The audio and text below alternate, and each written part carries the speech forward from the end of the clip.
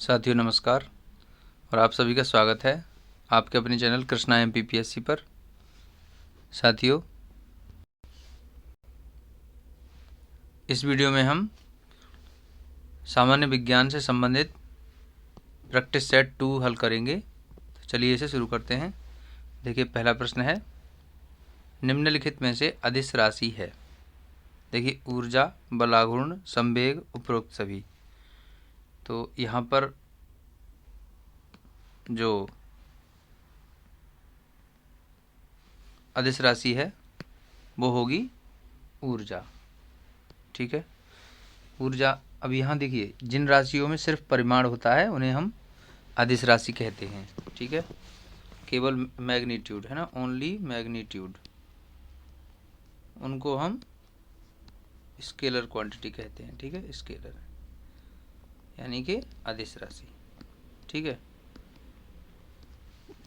तो बलागुण, संवेग, ये जो हैं क्या हैं, सदिश राशियां हैं जिनमें मैग्नीट्यूड के साथ साथ डायरेक्शन भी तो होता है। ठीक है, चलिए आगे देखते हैं। अगला प्रश्न है, निम्नलिखित में से कौन सी एक सदिश राशि है। देखिए, संवेग, दाब, ऊर्जा, कार्य। देखिए दोस्तों, यहाँ पर क्या है, जो सदिश राशि है वो है संवेग। ठीक है, इसको हम कहते हैं मोमेंटम, पी से डिनोट करते हैं, पी बराबर एम इंटू डेल्टा बी लिखते हैं। ठीक है, डेल्टा बी ये सदिश राशि है। ठीक है, वेलोसिटी सदिश राशि है यहाँ पे। तो अच्छा, अब यहाँ पे देखिए, ये दाब, ऊर्जा और कार्य, ये तीनों कैसी हैं, ये अदिश राशियाँ हैं।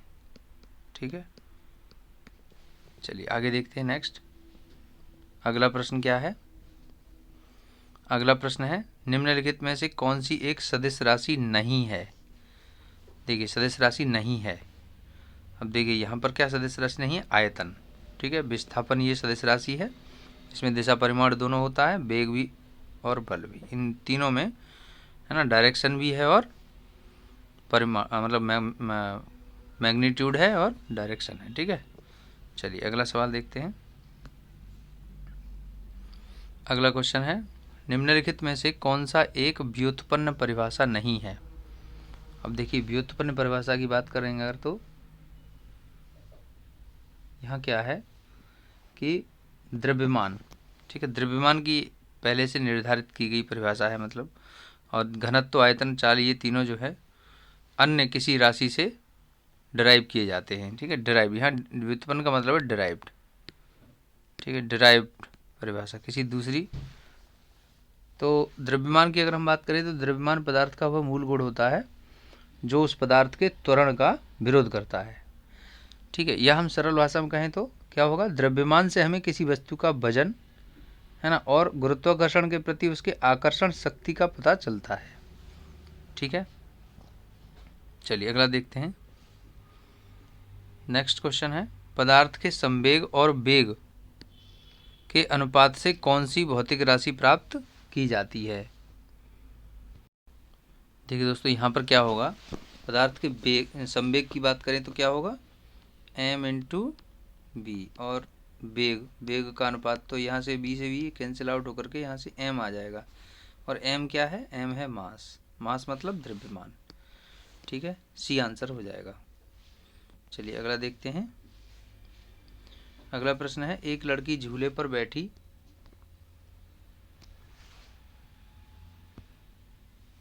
एक लड़की झूले पर बैठी स्थिति में झूला झूल रही है, तो उस लड़की के खड़े हो जाने पर दोलनों का आवर्तकाल देखिए क्या हो जाएगा, कम हो जाएगा, अधिक हो जाएगा, ऊंचाई लड़की की ऊंचाई पर निर्भर करेगा या फिर अपरिवर्तित रहेगा।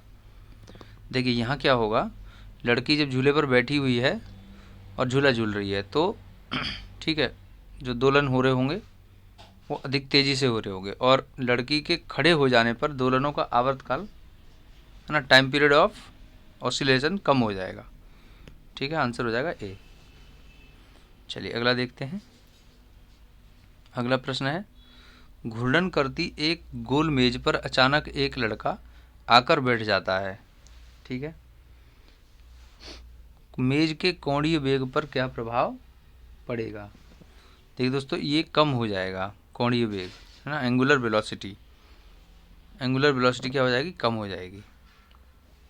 अगला सवाल देखेंगे, यदि किसी चली हुई वस्तु के वेग को दोगुना कर दिया जाए तो उसका, ठीक है, देखिए,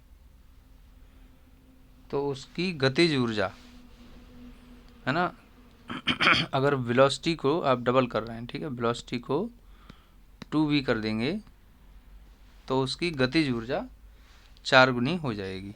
देखिए, ठीक है, देखिए, एक हाफ mv² होता है। अब हाफ m इंटू v को कर दिया आपने डबल, तो क्या होगा, देखिए 1/2 m इंटू 4v² हो जाएगा यहाँ पे।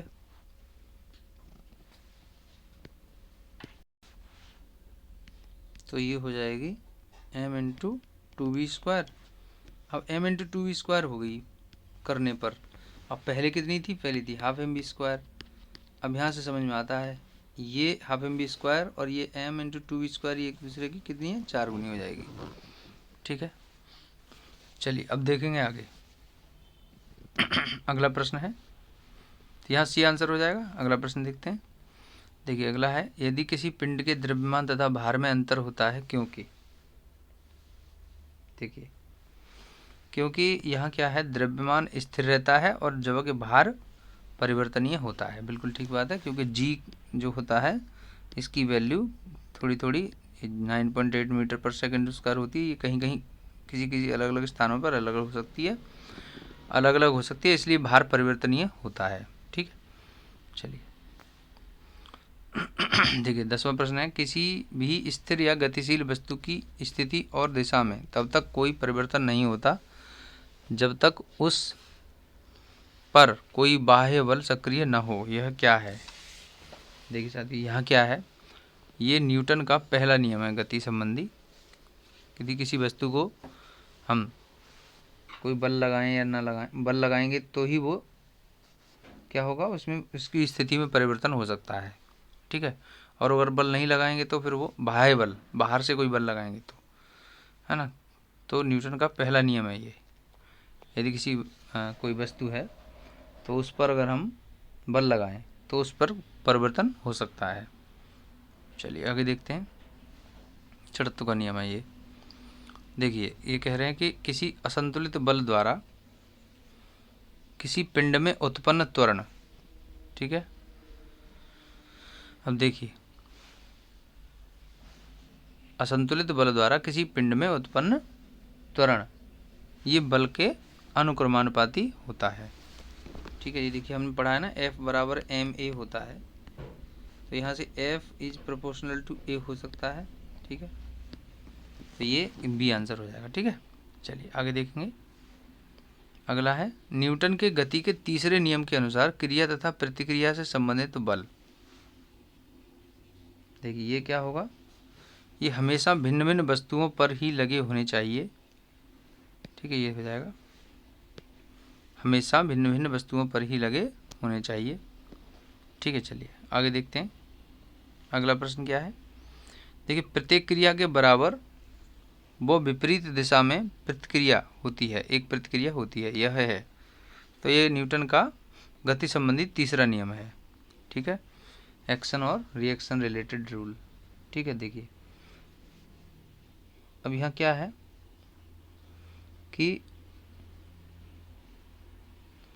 किसी बल के संगत एक और बल है जो उसके समान और विपरीत है ना। न्यूटन ने इस नियम का इस्तेमाल करके संवेग संरक्षण के नियम का वर्णन किया था। ठीक है, तो ये चीज़, चलिए आगे देखते हैं। देखिए, जल में तैरना न्यूटन की किस गति के नियम पर संभव है। तो ये तीसरे नियम पर संभव है ना, एक्शन एंड रिएक्शन रूल है। जल में तैरना न्यूटन की गति के, ठीक है, तीसरे नियम के संभव है। तो यह सोचना जरूरी है कि क्रिया और प्रतिक्रिया हर समय दो अलग वस्तुओं पर लागू होती हैं, है ना। गति का तीसरा नियम यह बताता है कि जब एक वस्तु किसी दूसरे वस्तु पर बाह्य बल का प्रयोग करता है तो तत्क्षण ही वह दूसरा वस्तु उस पहले वस्तु पर वापस बल लगाता है उल्टा लौट के। तो वो चीज़ है एक्शन एंड रिएक्शन का। ठीक है, एक्शन एंड रिएक्शन। ठीक, क्रिया और प्रतिक्रिया का नियम। चलिए आगे देखते हैं, अगला क्वेश्चन क्या है। देखिए कह रहे हैं जब कोई पिंड तब तक विरामावस्था में ही रहेगा जब तक कि उस पर कोई बाह्य बल कार्य करता है। तो यह कथन किसका है? देखिए दोस्तों, ये कथन किसका है? ये न्यूटन ने कहा था। और ये है क्या? ये गति विषयक नियम है पहला, है ना, फर्स्ट। जड़त्व का नियम कहते हैं इसको, है ना, जड़त्व का नियम। तो जड़त्व का मतलब लॉ ऑफ इनर्शिया। ठीक है, जड़त्व का नियम। देखिए अगला प्रश्न क्या है। बल की परिभाषा को किसके आधार पर व्याख्यायित किया जा सकता है? ठीक है, देखिए कैसे, इसे हम गति के पहले नियम से एक्सप्लेन कर सकते हैं। ठीक है, यदि कोई वस्तु विराम की अवस्था में तो विराम में ही रहेगी, है ना, और जब तक उसे बाहरी बल लगाकर उस पर हम उसे आगे नहीं बढ़ा देंगे, मतलब उसकी स्थिति परिवर्तन ना कर दें। ठीक है, देखिए अगला प्रश्न क्या है। जब कोई पिंड उस गुणधर्म को, किसी पिंड के उस गुणधर्म को क्या कहते हैं जिससे वह सीधी रेखा में या विराम या एक समान गति की स्थिति में किसी भी परिवर्तन का विरोध करती है? तो ये जड़त्व है। ठीक है, क्या है ये है जड़त्व का नियम। ठीक है, चलिए अगला देखेंगे। अगला है गाड़ी खींचता हुआ घोड़ा किस बल के कारण आगे बढ़ता है? ठीक है, देखिए ये जड़त्व का नियम होता है। ठीक है,